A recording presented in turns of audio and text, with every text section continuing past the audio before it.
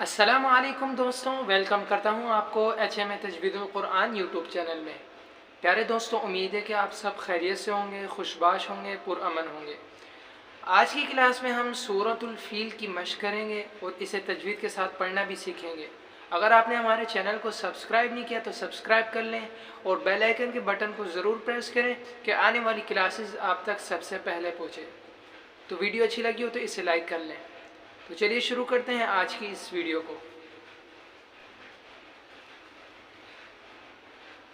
اعوذ باللہ من الشیطان الرجیم۔ اعوذ باللہ من الشیطان الرجیم۔ پیارے دوستوں، آج میرا گلا کافی بیٹھا ہوا ہے، تو دعا کریں انشاءاللہ کہ گلا جلد سے جلد ٹھیک ہو جائے تو آپ کے لیے دوبارہ سے ویڈیوز بنانا شروع کروں۔ بسم اللہ الرحمن الرحیم۔ بسم اللہ الرحمن الرحیم۔ تھوڑا آہستہ آہستہ پڑھیں۔ ألم تر كيف فعل ربك بأصحاب الفيل؟ ألم تر كيف فعل ربك بأصحاب الفيل؟ ألم تر كيف فعل ربك بأصحاب الفيل؟ ألم تر كيف فعل ربك بأصحاب الفيل؟ ألم تر كيف فعل ربك بأصحاب الفيل؟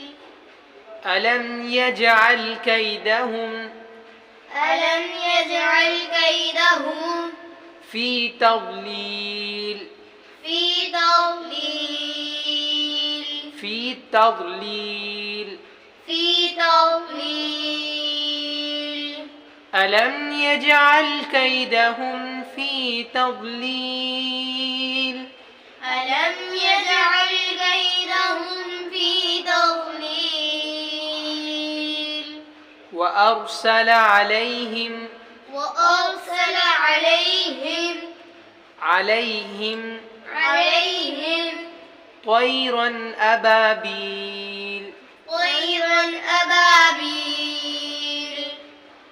وأرسل عليهم طيرا أبابيل؟ وأرسل عليهم طيرا أبابيل ترميهم بحجارة۔ پیارے دوستوں، یہ میں آیت کو چھوٹا چھوٹا کر کے اس لیے پڑھ رہا ہوں کہ کافی بچے ایسے ہوتے ہیں جنہوں نے ناظرہ ابھی تک اسٹارٹ ہی نہیں کیا ہوتا، تو ان کے لیے یہ بہت ہی آسان طریقہ ہے کہ پہلے آپ تھوڑا تھوڑا پڑھیں، پھر اس کے ساتھ جب میں پوری آیت کو دہراؤں تو آپ بھی میرے ساتھ دہرائیں۔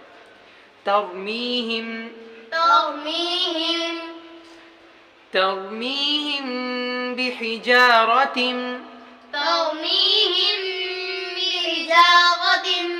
من سجيل۔ یہاں پہ اقفا پورا کریں۔ من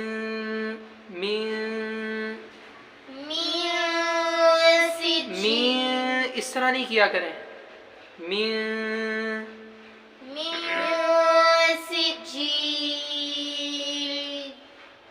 ترميهم بحجارة من سجيل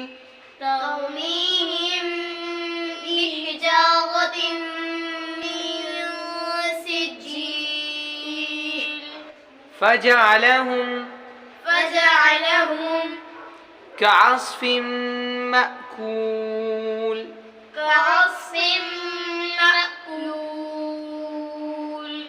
فجعلهم كعصف مأكول۔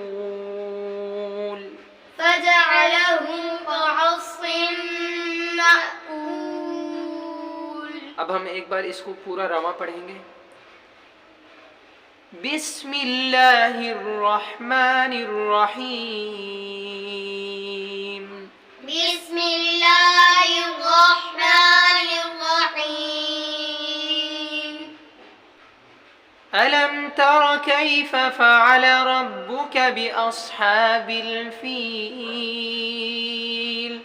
ألم تر كيف فعل ربك بأصحاب الفيل؟ अलम यजअल कैदहुम फ़ी तضलील। ألم يجعل كيدهم في تضليل؟ وأرسل عليهم طيرا أبابيل وأرسل عليهم طيرا أبابيل ترميهم بحجارة من سجيل. ترميهم بحجارة من سجيل. आपका एक फत दुरुस्त नहीं हो रहा।